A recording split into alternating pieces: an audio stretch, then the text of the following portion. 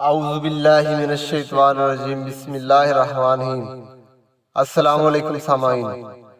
ایک دفعہ حضرت موسیٰ علیہ السلام نے بنی اسرائیل کی جماعت میں بہت عالی شان بیان فرمایا۔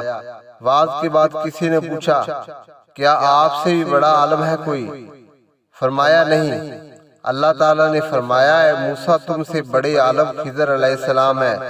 موسیٰ علیہ السلام نے اللہ تعالیٰ سے ان کا پتہ پوچھا۔ فرمایا، جس جگہ دو دریا آپس میں ملتے ہیں وہ آپ کو وہاں ملیں گے، اور اللہ تعالیٰ نے اس جگہ کی نشانی یہ بتائی ہے کہ جس جگہ بھنی ہوئی مچھلی زندہ ہو کر دریا میں چلی جائے گی وہاں ملیں گے۔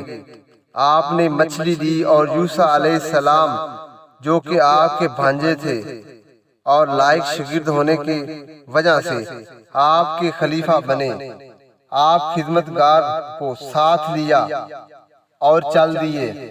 دو دریاؤں کے ملنے کی جگہ جو کہ بحر فارس و بحر روم تھی، یہاں موسیٰ علیہ السلام و خضر علیہ السلام کی ملاقات ہونا تھی۔ جب وہاں پہنچے، وہاں ایک پتھر کی چٹان تھی، اس کے نیچے آپ میں حیات کا چشمہ تھا۔ ان دونوں بزرگوں نے وہاں آرام فرمایا اور ناشتہ کے لیے بھنی ہوئی مچھلی ساتھ تھی۔ اسے جب پانی لگا تو وہ زندہ ہو کر پانی میں اتر گئی۔ یوسیٰ علیہ السلام بیدار تھے اور یہ سارا منظر دیکھ رہے تھے، مگر جب موسیٰ علیہ السلام بیدار ہوئے تو وہ آپ سے یہ واقعہ عرض کرنا بھول گئے اور دونوں وہاں سے چل پڑے۔ جب دوپہر کا وقت آیا تو حضرت موسیٰ علیہ السلام نے کھانا طلب کیا۔ یوسیٰ علیہ السلام پریشان ہو گئے، عرض کیا، حضور میں آپ کو بتانا بھول گیا، وہ مچھلی تو وہیں پانی میں چلی گئی تھی جہاں ہم نے آرام کیا تھا۔ جب موسیٰ علیہ السلام نے یہ بات سنی تو فرمایا، چلو واپس وہیں ہماری منزل ہے۔ جب پھر اسی مقام پر واپس آئے تو اللہ تعالیٰ نے فرمایا، انہوں نے میرے مقبول بندے کو پا لیا جیسے ہم نے رحمت علم عطا فرمایا۔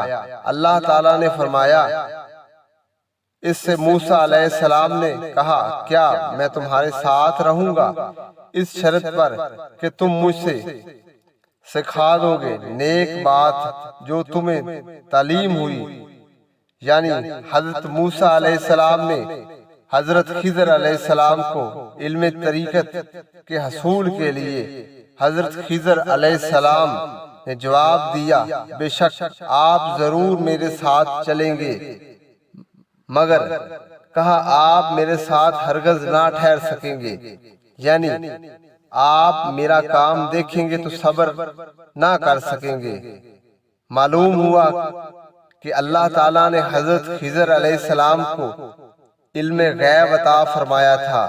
آپ نے اسی علم سے فرمایا کہ آپ صبر نہ کر سکیں گے، جو بعد میں ہونا تھا وہ آپ نے پہلے ہی بتا دیا۔ آپ صبر بھی کیسے فرما سکتے تھے جبکہ آپ ان کاموں سے متعلق ہی نہیں جانتے تھے، کیونکہ موسیٰ علیہ السلام شریعت کے امام اور خضر علیہ السلام طریقت کے امام تھے۔ اسی لیے خضر علیہ السلام نے جو بھی کام کیے وہ شریعت کے خلاف تھے۔ حضرت موسیٰ علیہ السلام نے جواب دیا کہ اگر اللہ تعالیٰ نے چاہا تو آپ مجھے صبر کرنے والوں میں پاؤ گے، اور میں آپ کے کسی کام پر اعتراض نہیں کروں گا۔ حضرت خضر علیہ السلام نے فرمایا، اچھا اگر آپ لازمی ہی میرے ساتھ جانا چاہتے ہیں تو میرے کسی کام پر اعتراض نہ کرنا، خاموشی سے چلتے جانا، میں خود ہی وضاحت کر دوں گا۔ موسیٰ علیہ السلام نے فرمایا، ٹھیک ہے، ایسا ہی ہوگا۔ پھر دونوں چلے اور ایک دریا کے کنارے پر پہنچے۔ کشتی پر سوار ہونے کے لیے آگے بڑھے تو ملاح نے خضر علیہ السلام کو پہچان لیا اور کرایہ لیے بغیر سوار کر لیا۔ جب کشتی دریا کے کنارے پر پہنچی تو حضرت خضر علیہ السلام نے کشتی کے نیچے سے دو پھٹے اکھاڑ دیے، مگر پانی کا ایک قطرہ بھی کشتی میں نہ آیا۔ دیکھ کر موسیٰ علیہ السلام بول اٹھے، کیا آپ نے کشتی کو اس لیے پھاڑا کہ تمام ڈوب جائیں؟ یہ تم نے اچھا نہیں کیا، ایک ملاحوں نے ہم سے کرایہ بھی نہیں لیا اور آپ نے ان کی کشتی کو خراب کر دیا۔ خضر علیہ السلام نے فرمایا، میں نے تمہیں کہا تھا کہ آپ صبر نہیں کر سکیں گے۔ حضرت موسیٰ علیہ السلام نے کہا، چلو اب کوئی اعتراض نہیں کروں گا۔ پھر دونوں چلے، حتیٰ کہ ایک میدان آ گیا، یہاں بچے کھیل رہے تھے۔ ان میں سے ایک بچہ جعفر نامی نہایت ہی خوبصورت و حسن جمال والا تھا۔ خضر علیہ السلام نے اسے دیوار کی آڑ میں لے گیا اور اسے قتل کر دیا۔ حضرت موسیٰ علیہ السلام نے فرمایا، تم نے ایک بے گناہ کو قتل کر ڈالا، تم نے بہت برا کیا۔ خضر علیہ السلام نے فرمایا، میں نے تمہیں کہا تھا کہ آپ صبر نہیں کر سکیں گے۔ موسیٰ علیہ السلام نے فرمایا، اگر اس کے بعد میں آپ پر کوئی اعتراض کروں تو پھر بے شک آپ مجھے اپنے ساتھ نہ رکھیں۔ پھر دونوں چلے، ایک بستی جس کا نام انتقیقہ تھا کے پاس سے گزرے۔ بھوک لگی ہوئی تھی۔ بستی والوں نے کہا، ہم تمہارے مہمان ہیں، ہمیں بھوک لگ رہی ہے، کھانا چاہیے۔ وہ کہنے لگے، یہاں مہمانوں کا کوئی بندوبست نہیں، اور جگہ چلے جاؤ۔ جب اس بستی سے نکلنے لگے تو دیکھا کہ ایک دیوار جو تقریباً 100 گز اونچی تھی گرنے والی تھی۔ حضرت خضر علیہ السلام نے اس دیوار کو ہاتھ سے سیدھی کر دیا۔ موسیٰ علیہ السلام کہنے لگے، اعتراض تو کوئی نہیں، مگر ان لوگوں نے ہمیں کھانا بھی نہیں کھلایا اور آپ ان کی دیواریں سیدھی کر رہے ہیں۔ اگر تم چاہتے تو اس پر کچھ اجرت بھی لے لیتے۔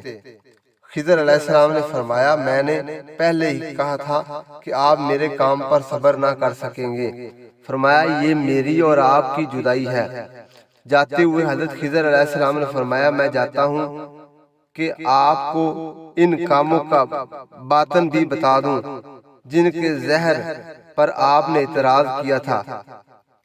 وہ کشتی جو میں نے پھاڑ ڈالی تھی، اس کا مالک غریب لوگ تھا اور وہ اس کے ذریعے اپنے بچوں کا پیٹ پالتا ہے۔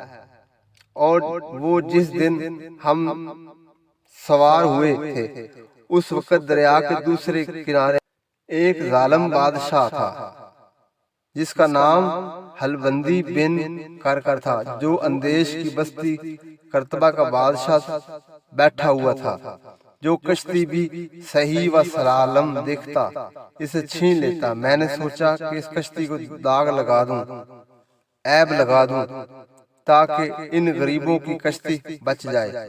وہ بچہ جو میں نے قتل کیا تھا، اس کے والدین مومن ہیں، لیکن اس بچے کی پیشانی پر کافر لکھا ہوا تھا اور والدین کو اس سے بہت پیار تھا۔ میں نے سوچا کہ کہیں ایسا نہ ہو کہ اس بچے کی محبت میں والدین بھی کافر ہو جائیں اور اللہ تعالیٰ اس کے والدین کو اس سے بہتر بچہ عطا فرمائے گا۔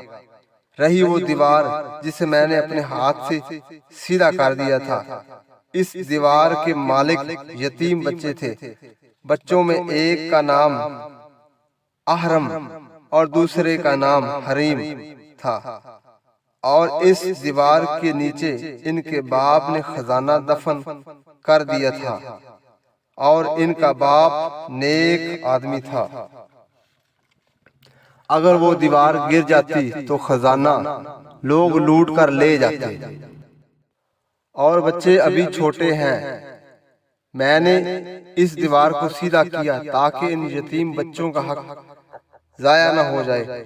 جب یہ بچے جوان ہوں گے تو ہم انہیں بتا دیں گے کہ تمہارا باپ نے اس دیوار کے نیچے تمہارے لیے خزانہ رکھا ہوا ہے، اور جو کچھ میں نے کیا وہ اپنے حکم سے نہیں کیا، اور یہی ان باتوں کا راز ہے جس پر آپ صبر نہ کر سکے۔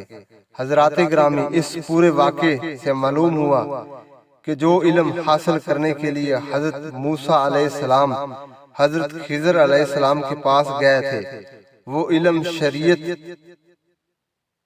نہ تھا بلکہ علم طریقت تھا، ورنہ اللہ تعالیٰ اپنے نبی پر حضرت جبرائیل علیہ السلام کے ذریعے اس کی وحی فرما دیتا اور حضرت خضر علیہ السلام کے پاس نہ بھیجتا۔ یاد رہے کہ علم طریقت زبان سے نہیں بلکہ صحبت اور نظر سے سیکھا جاتا ہے۔ اور یہ بھی ثابت ہوا کہ اللہ تعالیٰ کے ولی کے پاس جانا اللہ تعالیٰ کے پیارے نبی کی سنت ہے۔